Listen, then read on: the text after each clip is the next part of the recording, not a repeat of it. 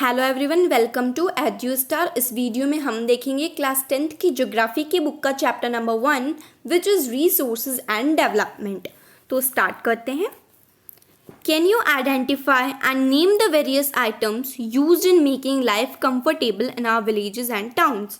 So there are plenty of things right, जो हमारी life को कंफर्टेबल बना रही होती है विलेजेस में या टाउन्स में। रोड्स हैं, we have got vehicles, we have got hospitals, we have got educational institutions, we have got malls, we have got shops। ये सारी चीज़ें हमारी लाइफ को कंफर्टेबल बनाती है। List the items and name the material used in their making. तो आपको फिर वो मटेरियल बताना है। So this is a small activity which you can do on your own. ठीक है, अब आपको यहाँ पर यह समझाया जा रहा है कि रिसोर्सेज एक्चुअली होते क्या हैं। कभी भी कोई भी चैप्टर पढ़ो, चैप्टर का जो टाइटल होता है वो आप उसके सारे वर्ड्स आपको क्लियर होने चाहिए। चैप्टर का नेम है रिसोर्सेज एंड डेवलपमेंट। डेवलपमेंट नाम का एक चैप्टर आपके इकोनॉमिक्स की बुक में भी है, but economic development is a different thing. Okay, resources and development का मतलब यहाँ पर है कि आपके पास रिसोर्स है, फिर आप उसको यूज़ करके डेवलप कैसे कर रहे हो। So the first thing is to understand that what a resource is. अगर आप अपने आसपास भी देखो ना तो आपको बहुत सारे रिसोर्सेज देखने को मिलेंगे। हमारे घरों में फर्नीचर होते हैं जो कि वुड से बने हुए होते हैं। It comes from tree, so it is a definitely resource. अगर आप देख रहे होंगे फ़ैन, तो फ़ैन चल रहा है इलेक्ट्रिसिटी से। वो इलेक्ट्रिसिटी कहीं ना कहीं से जनरेट हुई होगी, जहाँ से भी जनरेट हुई होगी that definitely will be a resource to us right. आप अपनी बालकनी से बाहर देखोगे और आपको थोड़े पेड़ पौधे दिखेंगे, दे आर ऑल्सो रिसोर्सेज। चिड़िया दिखेगी, they are also resources. Animal दिख जाएगा कोई, तो वो भी एक तरह के रिसोर्सेज है। All of these I mean our environment is full of resources. इसीलिए रिसोर्सेज की डेफिनेशन काफ़ी सिंपल होती है। Everything available in our environment which can be used to satisfy our needs, provided it is technologically accessible, economically feasible and culturally acceptable, can be termed as resource। तो ऐसे material जो हमें environment से मिलते हैं या बायोस्फीयर से मिलते हैं। अच्छा, बायोस्फीयर और एनवायरनमेंट में क्या फ़र्क होता है? एनवायरनमेंट जैसे कि आपको नेचुरल और फिजिकल एनवायरनमेंट जो कि आपको अर्थ पे दिख रहा होता है उसे आप एनवायरनमेंट बोलते हो। बायोस्फीयर थोड़ा ब्रॉडर कॉन्सेप्ट होता है जिसमें एनवायरनमेंट भी आ जाता है और एटमॉस्फेयर भी आ जाता है।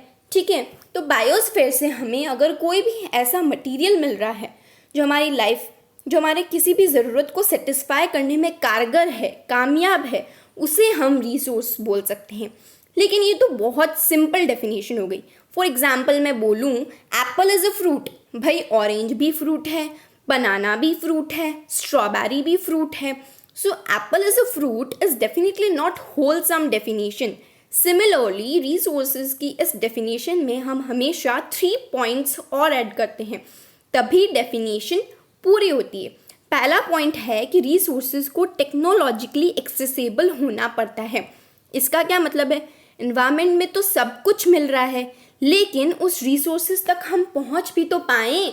तो सपोज़ कीजिए कि मुझे पानी से इलेक्ट्रिसिटी जनरेट करनी है, तो इस पूरे प्रोसेस में टेक्नोलॉजी लगेगी, है ना। So definitely the resources have to technologically accessible so that हम उनको उन तक पहुंच पाए राइट। Point number 2, economically feasible. Economically feasible मतलब ऐसा नहीं है कि रिसोर्सेज को एक्सट्रैक्ट करने में इतना ज़्यादा पैसा लग गया है कि जितने का तो रिसोर्स हमारे काम भी नहीं आ रहा है। तो हमें ये भी देखना पड़ता है कि हम किसी आयरन ओर से आयरन निकाल रहे हैं तो क्या वो वर्थ इट है, या कोई भी रिसोर्स को एक्सट्रैक्ट करने की, एक्सेस करने की कोशिश कर रहे हैं तो क्या वो वर्थ इट है। मतलब उसके जो फ़ायदे हैं वो इतने अच्छे तो होने ही चाहिए कि हम उस पर जितने पैसा लगा रहे हैं उनको एक्सेस करने में वो जस्टिफाइड हो जाए। थर्ड पॉइंट है कि रिसोर्सेज को कल्चरली एक्सेप्टेबल होना पड़ेगा, यानी ह्यूमन बींग्स के काम आना पड़ेगा। अगर कोई रिसोर्स हमारे काम नहीं आता है, उल्टा हमें नुकसान पहुंचाता है, तो हम उसे रिसोर्स नहीं कह सकते। पानी को आप रिसोर्स ज़रूर कह सकते हो, वो आपके पीने के काम आता है, कपड़े धोने के काम आता है, नहाने के काम आता है, so on and so forth. लेकिन at the same time tsunami वाले पानी को रिसोर्स बोल सकते हो क्या? I don't think so. It took lots of lives. तो ये 3 फीचर्स तो इसमें होने ही चाहिए किसी भी चीज़ को रिसोर्स बोलने में. Now there is a triangle which shows the interdependence between the resource and technology and institutions. Physical environment मतलब नेचर, आपके पेड़ पौधे, नदियाँ and all are kind of physical environment. तो फिजिकल एनवायरनमेंट में ज़रूर आपको रिसोर्सेज मिल जाते हैं, लेकिन उसको काम पे लगाने के लिए आपको एक इंस्टीट्यूट खोलना पड़ता है और उस इंस्टीट्यूट के अंदर आपको टेक्नोलॉजी लगानी पड़ेगी, राइट. छोटा सा एग्जांपल, मान लो आप कॉटन की टी शर्ट प्रोड्यूस करना चाहते हैं, राइट. तो कॉटन बन गया आपका रिसोर्स और वो आपको कहाँ से मिला? नेचर से.